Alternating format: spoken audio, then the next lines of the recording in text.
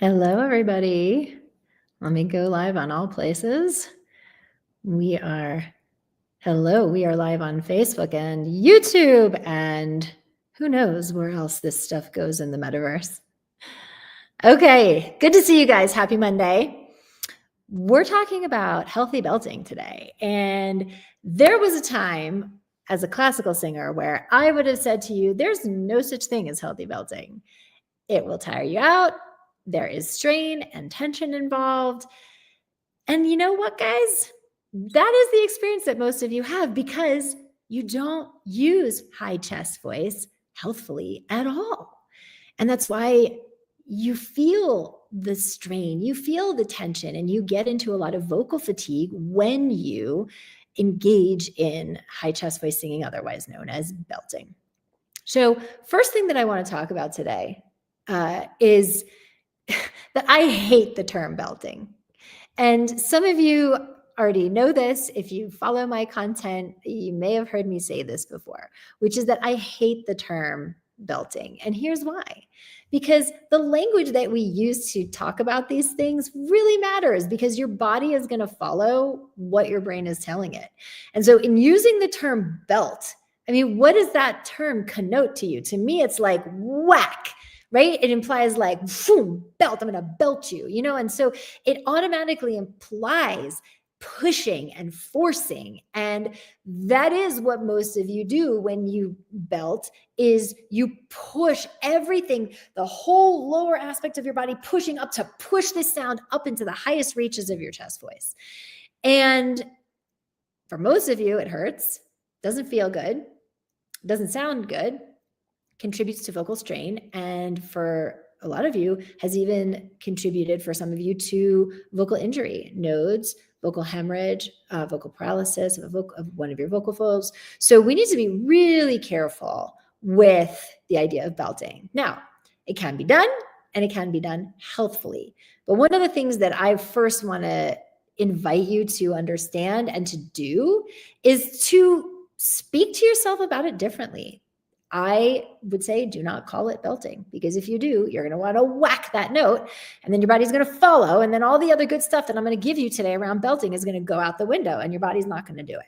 So I prefer to call it high chest voice singing. Take it or leave it, but that's just, for me, what I think gets a better result. We're not going to think about belting or whacking anything anymore. So that's first.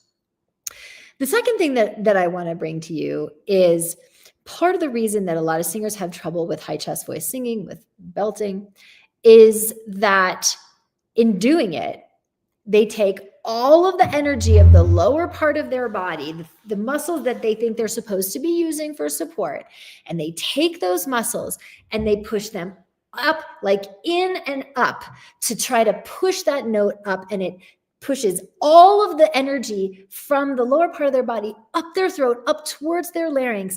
And now their larynx is super high and super hiked up into the top of their throat. And it's unsustainable because it's way too much pressure. It's why you guys feel strain when you try to belt. It's why you guys feel tension when you're singing in the top of chest voice, because everything in your body is pushing up to try to push up that pitch to the top of that part of your register of your chest voice. And it takes your larynx and it literally hikes your larynx and pushes your larynx up. So now, not only are you not in proper support because you're pushing everything in and up, but you're also destabilizing your larynx in the process. And now you're singing with a super tight, super high larynx. Excuse me. And that is also why it doesn't feel good and it doesn't sound good. And it feels pinched and squeezed. It could be flat a lot, or you just don't do it, or you get hoarse and vocal fatigue after doing it for like not even a half a song. So my number one tool for healthy belting has to do with moving energy away from your larynx. Okay. So what that means is if you want to belt healthfully, you got to understand your support in a way that you're probably not doing right now, which is this idea of the muscles of support moving down and out, away from the direction of the pitch, away from your larynx. Because what most of you tend to do is, let me think of the song. I don't know why Defying Gravity comes into my mind from Wicked, because this is a notoriously high belt song, if we're going to call it that. And what most singers do is when the pitch goes up, tell them how. And you see my head goes up, my neck goes up, all the energy of my body is going up as I go for that higher pitch. It doesn't feel good, doesn't sound good, and it's not sustainable, and it will tire me out because the energy of my body is moving in the direction of the pitch. And so now everything is destabilizing larynx to go in that direction. You guys, your larynx needs to be in the most open, free position in order to vibrate the most effectively, which means that you cannot have anything coming in and encumbering this larynx either from below, from the sides, or from above, meaning soft palate and like tongue pushing down. Okay. Your job is to learn a technique that helps you free your voice, meaning that helps your larynx vibrate as effectively and freely as possible without anything encumbering it from below, from the sides, or from above. And so the reason that a lot of singers have trouble with belting is because in order to create that belting sound, they're doing the opposite of everything I just said to you. They're pushing up from below, they're grabbing on the sides, and they're holding down their soft palate, and they're pushing with their tongue. So then it doesn't feel free, and it's not as good as open as you could. So we want to approach belting with low anchored support so that the throat can be as open as possible, and the larynx can just be nice and floating in a relatively low position. I don't want you to push your larynx down. I don't want you to hold your larynx down. Okay. Like that can be achieved by taking the back of your tongue and like, oh, like you can see me literally move my larynx down if I push my tongue down. Oh, like we don't want that either. Okay. But in order to be able to create those powerful high chest voice notes, we need to have the most open throat possible, so that the larynx is not encumbered at all. And the only way that's going to happen is if what is anchoring and controlling the sound and supporting the consistency of the sound are the muscles of your lower support. So even if you've never taken lessons before, even if you don't really understand like what I'm talking about the lower muscles of support, all I want you to think about right now is the idea of down to go up.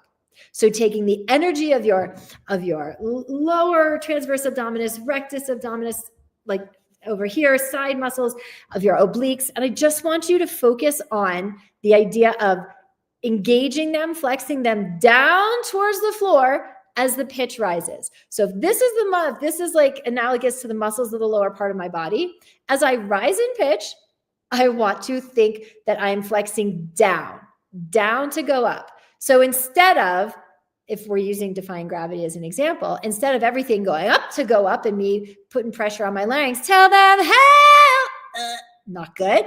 I'm going to go in the opposite direction. I'm going to think bearing down to go up, tell them how I'm defined. That's how I'm able to get that. Tell them how that's chest voice for me. That's not even mix at all. And the way I'm able to do that is I'm thinking down to go up. Now, this is not just for belting. This is for anything. This is for if you want to move through your passaggio and go into head voice. This is for those of you opera singers who are getting up into the top of the staff in your range. That idea of down to go up, but it is essential if you are going to be able to sing at the top of chest voice. Because if you don't, then like I said, your larynx gets destabilized. It gets hiked up higher into your throat than is not just necessary, but like ideal. And you can't create those notes. Okay. So now I recognize that like there's a whole lot that goes into being able to use your support in a way that feels stabilized, low.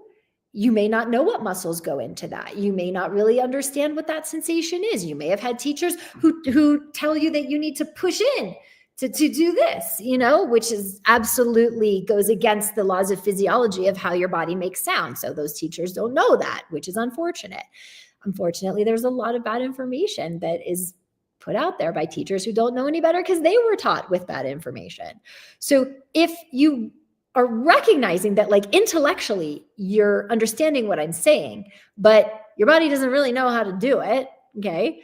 We're doing a whole masterclass series starting this Thursday, guys. It's the Pro Singer Career Accelerator Masterclass series. It's 7 days, 90 minutes a day, every afternoon, 1 o'clock Pacific, 4 o'clock East Coast time, starting this Thursday, the 14th. Some of you are already registered. Tell me in the chat if you're watching, because I see a bunch of you watching. Are you guys registered? Are you coming? Tell me, because if you're not, here, I'm putting this in the chat, because you guys definitely need to register for this, because we're going to be coaching a ton on how to embody these ideas of proper support, what down to go up, like tools to actually help you understand down to go up in ways that are like actionable, powerful, meaningful, that you can do when you need it. So here, this is the link to register. I just put it in the chat, and the comments on YouTube and in the chat on Facebook here. I'm going to put it again because we're on live on several places here, and I want to make sure that everybody has this in case you want to register and you have not. Here, now it's in the comments in the Facebook group as well, because you guys, like, think about it, okay? If it's important to you to be able to use the full scope of your range, so to not feel like you hit a ceiling anymore when you try to rise in chest voice, okay? It's not as simple as like one little thing. It's getting the whole body to work for you in understanding what needs to happen so that this larynx can vibrate as freely and efficiently as possible. So if you notice that you are craning every time you try to go to high chest voice, tell them, ah! If that happens to you, that is a key that you are not belting healthfully. That is a clue that the neck and the head are trying to support the sound in the absence of the lower anchored support that would allow you to sing that interval freely with an open throat, because the support and the control of the air is happening where it needs to be. Tell them, hey, I don't need to, or to push it, okay? The higher I go, the lower I go. Get that? Down to go up. Every rising interval is an opportunity for you to lean down on the muscles of support, to send your energy through your hips, through your knees, through your feet, all the way to the end of the floor, okay? And this is how we can get healthy belting, but this is also how you can get up above the staff into the super high soprano head voice notes as well, okay? Don't be fooled. It's not that it requires anything else. It's just that when people are lower in their overall range, so you get this, right? Because you have, even men and women, you have registers. You have chest voice register, you have head voice register, and men, you have falsetto register. So whether you're in chest voice, whether you're in head voice, the higher you go in each register, the more support you need. Now, if you're at the top of chest voice in that belting range, you're not at the top of your overall voice. You're not high in your overall voice, but you are at the top of that chest voice range. So you need more support than you would a couple notes later if you were to transfer into head voice, because now you're in the lower part of your head voice.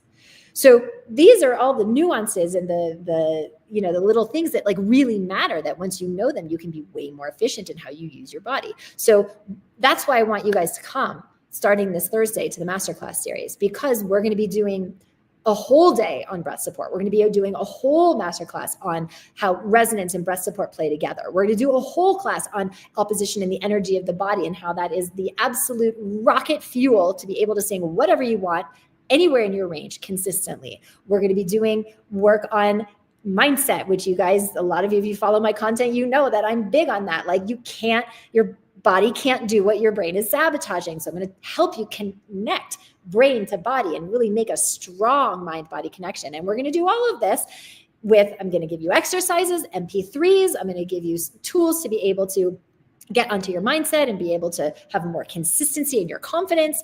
And we're going to do live hands-on coaching for those who want to and who volunteer. We have time for a little bit of that each day. So come, you guys, it's free, because the way we train singers here is really different than what most traditional training does. And I want you to experience it. I want you to understand it, because you will get more results. I promise you, you will get more results in these 7 days than you have paying for traditional training for the last 10 years. I promise you that.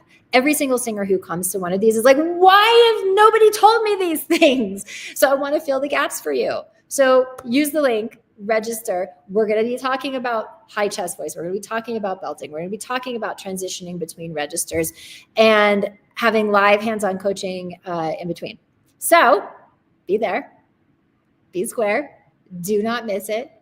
Tell me in the chat if you're already registered. I celebrate you, and I will see you next time. Bye, everybody.